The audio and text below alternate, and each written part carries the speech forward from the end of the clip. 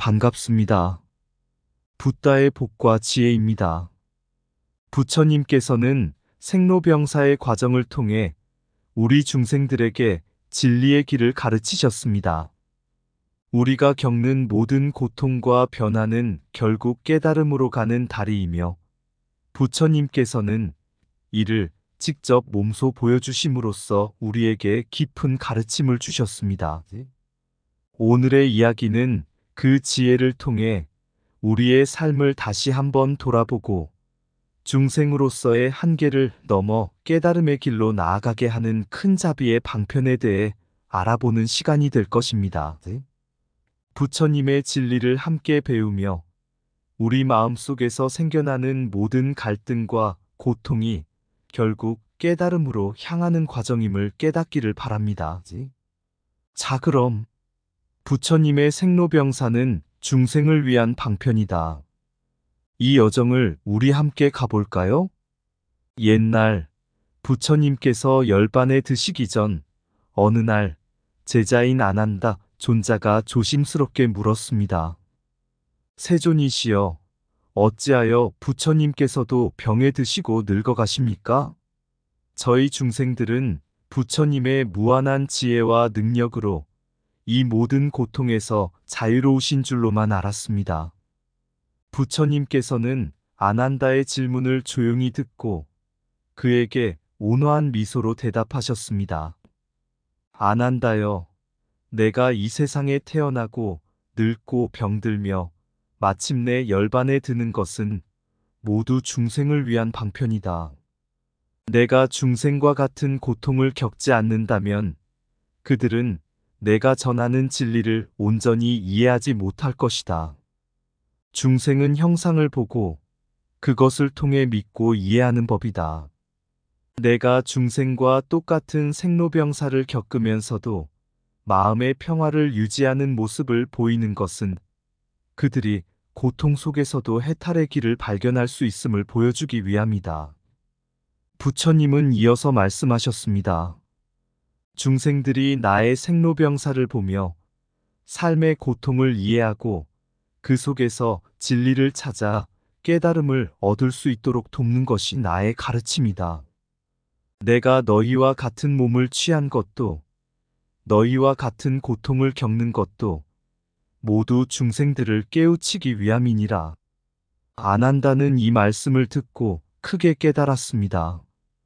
부처님께서도 중생들과 같은 고통을 겪으시면서도 그 고통을 초월한 이유는 그들이 더 큰 깨달음에 이르도록 돕기 위한 자비의 방편임을 알게 된 것입니다. 옛날 부처님께서 기원정사에 계실 때 한 제자가 부처님께 찾아와 질문했습니다. 세존이시여, 어찌하여 부처님께서도 우리와 같은 고통을 겪고 늙고 병들며 결국 죽음을 맞이하십니까? 부처님께서 모든 번뇌와 고통에서 벗어나신 분이라면 어찌하여 그런 괴로움을 경험하시는 것입니까? 부처님께서는 조용히 미소를 지으며 제자에게 말씀하셨습니다. 이 세상에 존재하는 모든 생명은 생로병사를 피할 수 없다.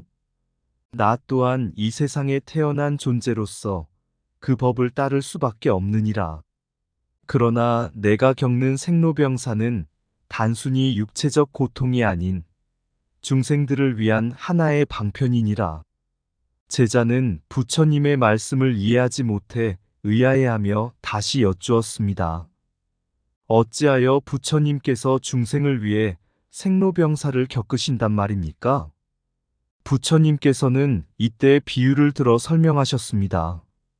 만약 어느 마을에 병든 자들이 가득한데 의사가 그 병자들에게 아무런 고통도 겪지 않고 나는 고통을 겪지 않는다고 말한다면 병자들이 그 의사의 말을 믿겠느냐? 병자들과 같은 병을 앓고 그들과 같은 고통을 체험하며 치료법을 찾아내는 의사가 있다면 그가 전하는 치유의 법이 더 신뢰를 얻을 것이 아니겠느냐?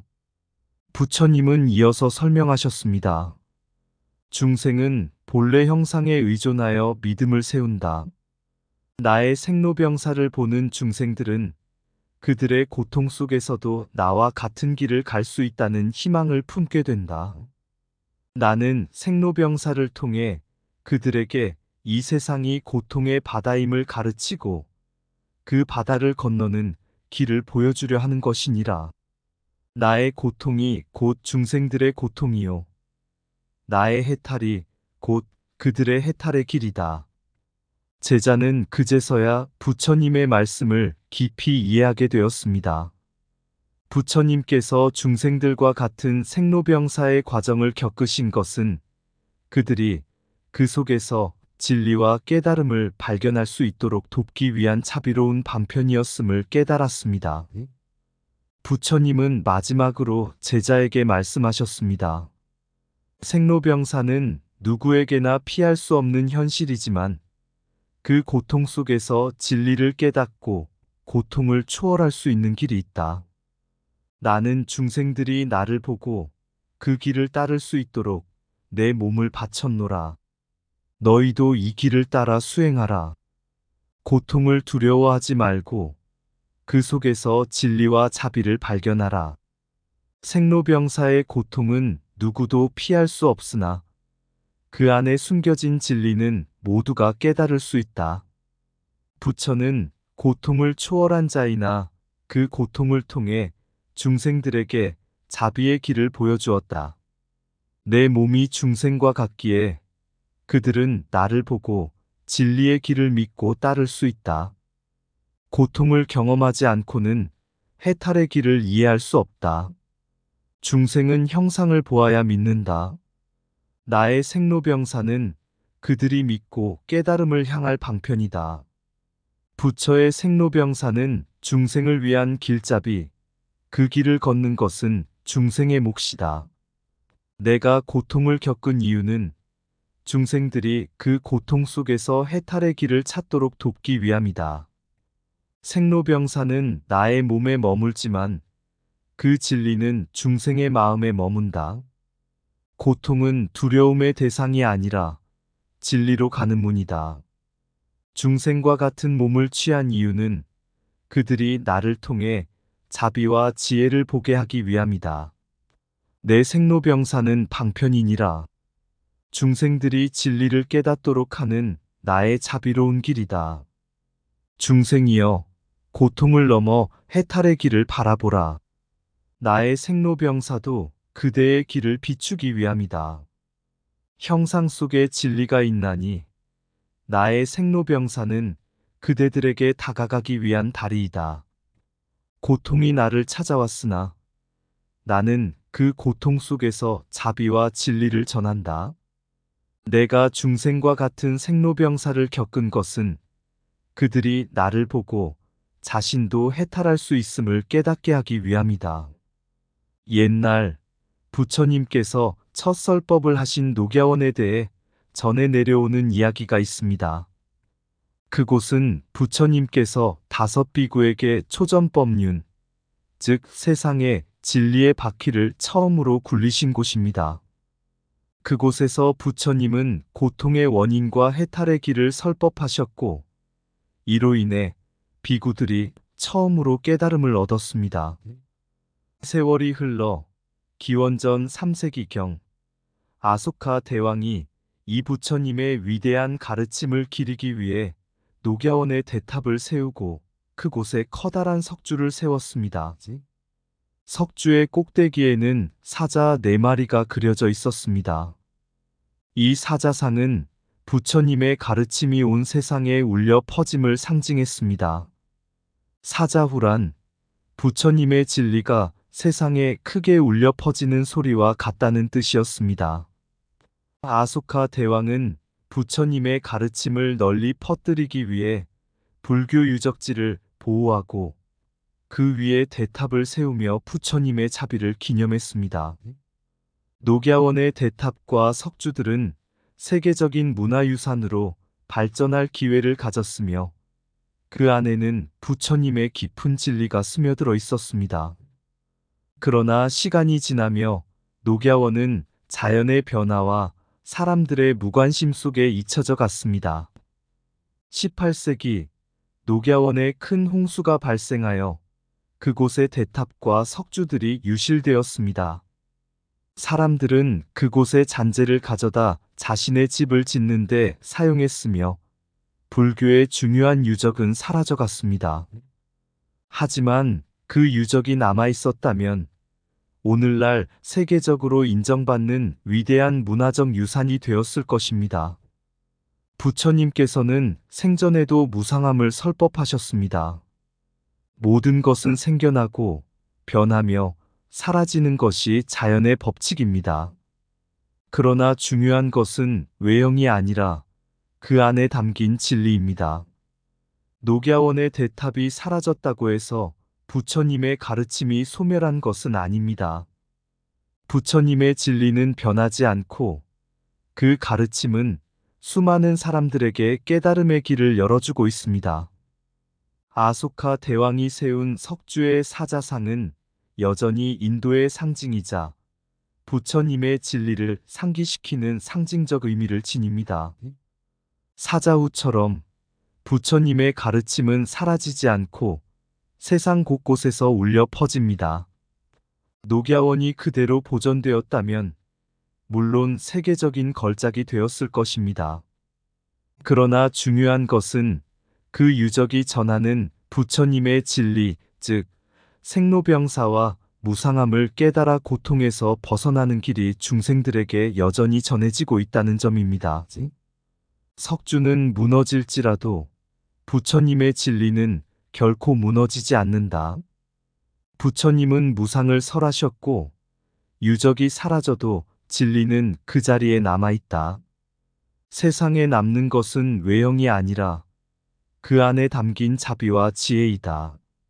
녹야원의 탑은 사라졌어도 부처님의 가르침은 사자후처럼 세상에 퍼진다. 탑과 석주는 무상하나 그 안에 담긴 부처님의 깨달음은 영원하다.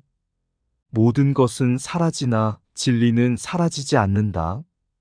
형체가 무너져도 그 속에 깃든 자비와 지혜는 중생의 마음에 남아있다. 아소카 대왕이 세운 석주는 사라졌으나 그가 전하고자 한 부처님의 진리는 여전히 살아 숨쉰다. 탑은 무너질 수 있어도 깨달음의 길은 결코 무너지지 않는다. 녹야원의 유적은 이렇으나 그 유적이 전하는 자비는 여전히 살아있다. 외형은 사라지나 진리는 영원히 빛난다. 모든 것은 무상하지만 부처님의 가르침은 세상 모든 중생에게 길을 비춘다. 사자후처럼 부처님의 진리는 온 세상에 울려 퍼지고 결코 침묵하지 않는다. 사라진 유적 속에서도 진리는 중생의 마음에 살아 숨쉰다. 탑은 땅에 무너지나 진리는 하늘에 빛난다. 옛날 한 수행자가 있었습니다. 그는 진정한 깨달음을 얻기 위해 강한 결심을 하고 산속 깊은 곳에서 고행을 시작했습니다. 매일 오랜 시간 동안 명상을 하고 음식과 물을 거의 먹지 않으며 자신의 몸을 극도로 괴롭혔습니다. 그는 고행을 통해 번뇌를 없애고 깨달음에 이르고자 했지만 시간이 지나도 마음의 평화는커녕 육체적 고통만이 점점 더 심해졌습니다. 하루는 그가 지쳐 쓰러져 있을 때 한 노승이 그의 앞에 나타났습니다. 노승은 수행자를 바라보며 물었습니다. 네가 무엇을 위해 이렇게 고통스러워하는가? 수행자는 대답했습니다. 저는 부처님의 깨달음을 얻고자 욕망을 끊고 몸을 극도로 괴롭히며 고행하고 있습니다. 하지만 깨달음은 오지 않고 몸과 마음은 지쳐만 갑니다. 노승은 조용히 미소 지으며 이야기했습니다. 부처님께서는 욕망과 극단적인 고행, 이 두 가지 모두를 버려야 한다고 가르치셨다네. 수행이란 욕망을 버리는 것이지 자신의 몸을 괴롭히는 것이 아니라네. 중생의 몸을 가진 우리에게는 균형이 필요하네. 부처님께서도 한때 극단적인 고행을 하셨지만 그 길은 올바르지 않다는 것을 깨달으시고 중도의 길을 선택하셨지. 수행자는 혼란스러운 표정을 지으며 물었습니다. 그럼 어떻게 해야 참된 깨달음을 얻을 수 있습니까? 노승은 소 한 마리를 끌고 언덕을 오르던 옛날의 이야기를 들려주었습니다. 어느 날 한 농부가 소에게 너무 많은 짐을 싣고 가파른 언덕을 올라가려고 했네. 농부는 소를 채찍으로 때리며 더 빨리 올라가도록 했지만 소는 지쳐버리고 결국 주저앉았지. 이처럼 수행자도 자신의 마음과 몸을 무리하게 몰아붙이면 지치고 만다네. 반대로 소의 짐을 줄이고 함께 천천히 걸어간다면 둘 다 언덕을 무사히 오를 수 있지. 이 말을 들은 수행자는 깊이 깨달음을 얻었습니다. 그는 그동안 자신의 욕망을 끊기 위해 극단적인 고행에만 집착하고 있었다는 사실을 알게 되었습니다. 그때부터 그는 욕망을 버리되 자신의 몸과 마음을 아끼고 고요하게 다스리는 중도의 길을 걷기 시작했습니다. 이후 그는 차츰 마음의 평화를 되찾고 자신 안에 깊이 잠재된 자비와 지혜를 깨닫게 되었습니다. 부처님께서 가르치신 진리는 욕망에 얽매이지 않고 또한 자신을 괴롭히지도 않으며 균형 있는 마음가짐을 통해 깨달음에 이르는 길임을 비로소 이해하게 되었습니다. 부처님께서도 한때 극단적인 고행을 하셨지만 그 과정에서 깨달으신 것은 고행 자체가 깨달음으로 이끄는 길이 아니라는 것이었습니다. 부처님은 중도를 설하셨습니다. 욕망을 끈되 몸을 괴롭히지 않고 균형을 통해 마음을 다스리는 것이 진정한 수행의 길임을 깨달으셨던 것입니다. 진정한 깨달음은 고행 속이 아니라 균형 잡힌 마음 속에서 이루어진다. 욕망을 버리되 몸을 아끼고 자비를 실천하라. 그것이 중도의 길이다. 극단적인 고행은 깨달음이 아닌 고통을 부를 뿐이다. 중생의 몸을 가진 자는 중도의 길을 걸어야 한다. 부처님께서는 욕망과 고행을 모두 버리고 중도를 설하셨다. 극단을 버리고 중도를 선택하는 자만이 참된 자유를 얻는다. 깨달음의 길은 욕망을 끊는 데 있지만 몸을 괴롭히는 데 있지 않다. 마음의 짐을 덜고 고요한 걸음으로 중도를 걸으라. 고행은 외형을 변화시킬지언정 마음을 밝히지는 않는다. 자신을 괴롭히는 것은 깨달음의 길을 가로막는 장애일 뿐이다. 소를 때려 언덕을 오르려 하지 말고 함께 걸어라. 그것이 수행의 지혜다. 고통 속에서 진리를 찾지 말고 평온 속에서 지혜를 찾아라. 부처님께서도 고행을 버리셨다. 깨달음은 고통이 아니라 자비의 길에서 온다. 탐욕을 끊되 자신을 돌보는 마음도 잊지 말라. 욕망의 불길을 꺼뜨리는 것은 고행이 아니라 중도의 깨달음이다. 부처님께서는 젊은 시절 왕궁을 떠나 세상의 고통과 진리를 찾기 위해 숲속으로 들어가셨습니다. 그곳에서 부처님은 오랜 시간 동안 극심한 고행을 하며 몸을 괴롭히셨습니다. 며칠 동안 물과 음식 없이 명상에만 집중하던 어느 날 몸은 극도로 쇠약해지고 마음은 점점 지쳐갔습니다. 그때 부처님은 깨달으셨습니다. 고행이란 욕망을 끊는 데 도움이 될지언정 깨달음의 길은 아니라는 것을. 그 순간 부처님께서는 극단적인 고행을 멈추고 강가에서 한 여인이 건넨 우유죽을 받아 마셨습니다. 몸과 마음이 다시 건강을 되찾자 부처님은 한 나무 아래 앉아 명상에 잠기셨습니다. 그때부터 중도의 길을 따르기로 결심하셨습니다. 이 길은 욕망에 끌리지도 않고 고통에 자신을 빠뜨리지도 않는 평온한 균형의 길이었습니다. 이후 부처님께서는 깨달음을 얻으시고 중생들에게 욕망과 고행 모두를 버리는 중도를 가르치셨습니다. 어느 날 제자 중 한 명이 부처님께 물었습니다. 스승님, 왜 극단적인 고행을 하시지 않습니까? 그것이 더 빠르게 깨달음을 얻는 길이 아닙니까? 부처님은 부드럽게 미소 지으며 말씀하셨습니다. 비유하자면 악기를 연주할 때 줄을 너무 느슨하게 하면 소리가 나지 않고 너무 팽팽하게 하면 끊어져 버린다. 깨달음의 길도 마찬가지다. 지나치게 편안해도 지나치게 고통스러워도 그 길은 끊어지고 만다. 진정한 깨달음은 균형 속에서 이루어진다. 부처님의 가르침을 따르던 제자는 그 말을 듣고 깨달음이란 몸과 마음의 균형 속에서 이루어지는 것임을 이해하게 되었습니다. 욕망에 사로잡히지 않고 고통에 자신을 내맡기지 않으며 고요하고 평온한 마음으로 진리를 찾는 것이 부처님의 가르침이었습니다. 이처럼 부처님께서는 중도의 길을 통해 우리에게 욕망과 고행을 넘어서 평온한 마음과 자비로움 속에서 깨달음을 찾을 수 있음을 가르쳐 주셨습니다. 깊은 숲속의 조용한 바람, 부처님은 고행의 길을 걷다. 극단의 벼랑 끝에서 몸과 마음이 지쳐간다. 욕망을 끊고 고통을 견뎌 그 길에서 찾던 깨달음은 흐르는 강물처럼 부드럽지, 지나친 고통에 숨겨진 길은 없다. 부드러운 우유죽 한 그릇, 몸의 건강을 되찾게 하여 부처님은 중도의 길을 보셨네.